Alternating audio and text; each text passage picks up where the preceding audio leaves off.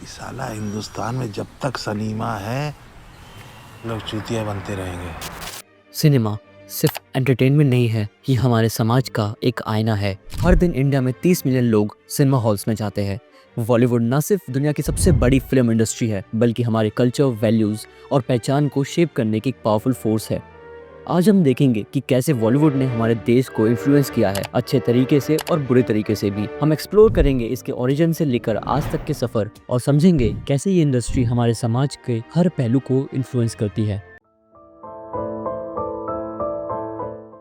बॉलीवुड की कहानी शुरू हुई 1913 में, जब दादा साहेब फाल्के ने इंडिया की पहली फीचर फिल्म राजा हरिश्चंद्र बनाई। फाल्के ने फिल्म बनाने से पहले लंदन जाके सीसीएल हेपवर्थ स्टूडियोज में फिल्म मेकिंग सीखी। उनका ड्रीम था कि इंडियन स्टोरीज को स्क्रीन पर लाना, पर जब सिनेमा इंडिया में ग्रो कर रहा था, हमारा देश भी ट्रांसफॉर्म हो रहा था। इंडिपेंडेंस स्ट्रगल के दौरान फिल्म्स ने नेशनलिस्ट सेंटिमेंट्स को फ्यूल किया। 1930s और 40s की फिल्म सोशल इश्यूज को एड्रेस करती थी, जैसे casteism, gender inequality and colonial rule. Cinema था वॉइस ऑफ द पीपल। 1947 में आजादी के बाद नई फिल्म इंडस्ट्री को नई चैलेंजेस और अपॉर्चुनिटीज मिले। बॉम्बे, जो अब मुंबई है, बन गया था इंडियन सिनेमा का हब। इंडिपेंडेंस के बाद हमें अपनी पहचान ढूंढनी थी as Indians, not as a colonial subjects. Cinema become that medium where we could express what it meant to be Indian. 1950s में स्टूडियोज जैसे आर.के. फिल्म्स, बॉम्बे टॉकीज और महबूब स्टूडियो ने बॉलीवुड की फाउंडेशन रखी। ये था India's golden age of cinema.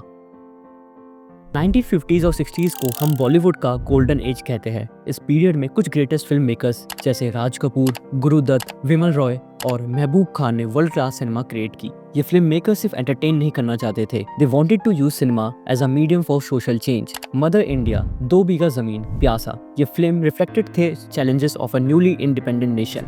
Mother India जैसे films ने आइडल इंडियन वुमेन को डिफाइन किया, सैक्रिफाइसिंग, रेजिलेंट और ट्रेडिशनली रूटेड। नरगिस का कैरेक्टर बन गया था नेशनल सिंबल। राज कपूर की फिल्म ने कॉमन मैन की स्ट्रगल्स को स्क्रीन पर लाया। आवारा और श्री 420 जैसे फिल्म्स इंटरनेशनल फेम तक पहुंची, स्पेशली सोवियत यूनियन में। इन फिल्म्स ने हमारे नेशनल कैरेक्टर को डिफाइन करने में मदद की। ये दिखाई गई मॉरलिटी, फैमिली वैल्यूज और सोशल जस्टिस के थीम्स अब भी हमारे कलेक्टिव कॉन्शियसनेस का हिस्सा है। इस दौर में म्यूजिक और डांस ने भी अपना स्पेशल प्लेस बनाया। मोहम्मद रफी, लता मंगेशकर और आशा भोसले की आवाजें बन गई हमारी कल्चर हेरिटेज का हिस्सा।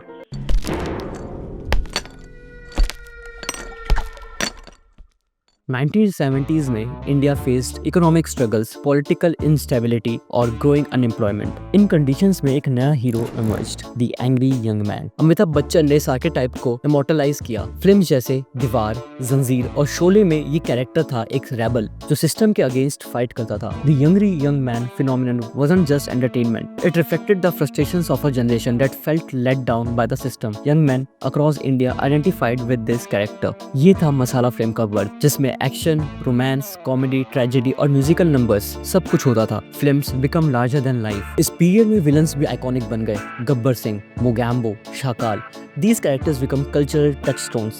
1980s में Bollywood become more commercialized, disco music, color costumes और international locations become common, पर content quality often suffered. 1991 में इंडिया ने इकोनॉमिक लिबरलाइजेशन की शुरुआत की, markets opened up, foreign brands entered और मिडिल क्लास की एस्पिरेशंस चेंज ड्रामेटिकली।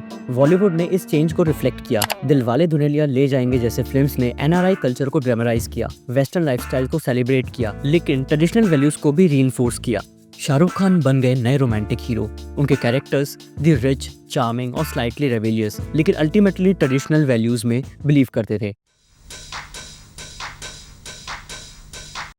2000 से बॉलीवुड में मैसिव ट्रांसफॉर्मेशन आया। कॉर्पोरेट प्रोडक्शन हाउसेस जैसे यशराज फिल्म्स, धर्मा प्रोडक्शंस और यूटीवी मोशन पिक्चर्स ने इंडस्ट्री को प्रोफेशनलाइज किया। कंटेंट भी डाइवर्स हो गया। हिस्टोरिकल एपिक से लेकर अर्बन यूथ ड्रामास तक, film began catering to different audience segments. Recent years में ओटीटी प्लेटफॉर्म्स ने कंटेंट रेवोल्यूशन लाया। शोज लाइक सैक्रेड गेम्स और मिर्जापुर, इन्होंने प्रूव किया कि audience are ready for mature complex narratives. OTT platforms ने सेंसरशिप्स के बाउंड्रीज को पुश किया। अब film makers openly discuss politically, sexuality और social taboos in way that were impossible before. Audience को इम्प्रेस किया है while maintaining their Indian essence. Bollywood ने हमेशा वुमेन की रिप्रेजेंटेशन को शेप किया है, sometime progressively but often प्रॉब्लमेटिकली।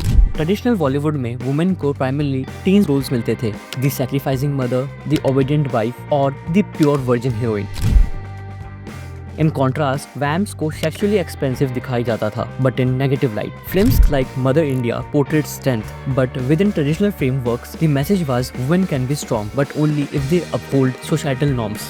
Modern Bollywood में आइटम नंबर्स कंट्रोवर्शियल बन गए हैं. ये सॉन्ग्स वुमेन को सेक्सुअल ऑब्जेक्ट्स की तरह रिप्रेजेंट करते हैं, primarily for male gaze. Item songs में प्रॉब्लम ये नहीं है कि वुमेन्स आर सेक्सुअल, प्रॉब्लम ये है कि they are reduced to just their sexuality, और ये representation affects how men view women in real life. लेकिन रिसेंट ईयर्स में films like Queen, English Vinglish और थप्पड़ ने कॉम्प्लेक्स इंडिपेंडेंट फीमेल कैरेक्टर्स को फीचर किया है. These films challenge patrician norms. अब फिल्म मेकर्स रियलाइज कर रहे हैं कि वुमेन ऑडियंस भी इंपॉर्टेंट है. Women want to see themselves as a complete human on screen, not just as love interest.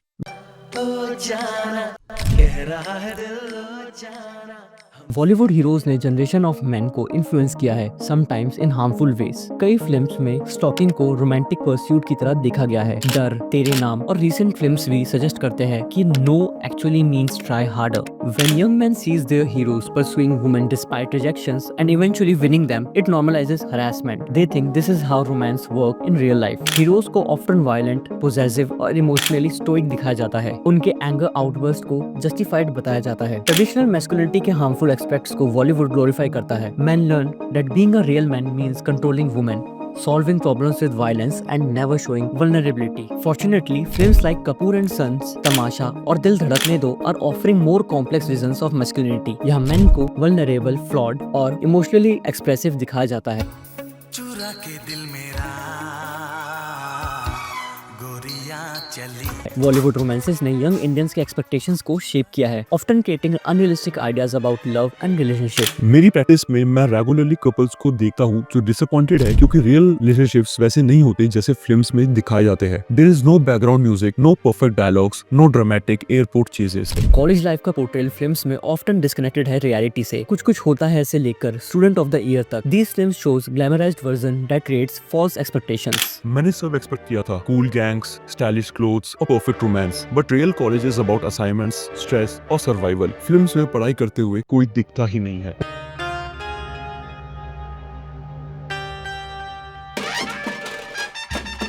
Bollywood primarily represent North Indian, Hindu, upper caste narratives. इस limited representation से India की true diversity often neglect होती है. South Indian, North East और tribal communities की stories rarely mainstream Bollywood में दिखती है. This creates a homogeneous image of Indian culture that erases many communities. Religious festivals को portrayal भी often simplified होता है. The complex diverse traditions are reduced to song and dance sequences. Films often commercialize festivals like Karwa Chauth or Diwali, focusing on their visual appeal rather than their spiritual significance. This changes how younger generation understand these traditions. As India evolves, Bollywood भी transform हो रहा है.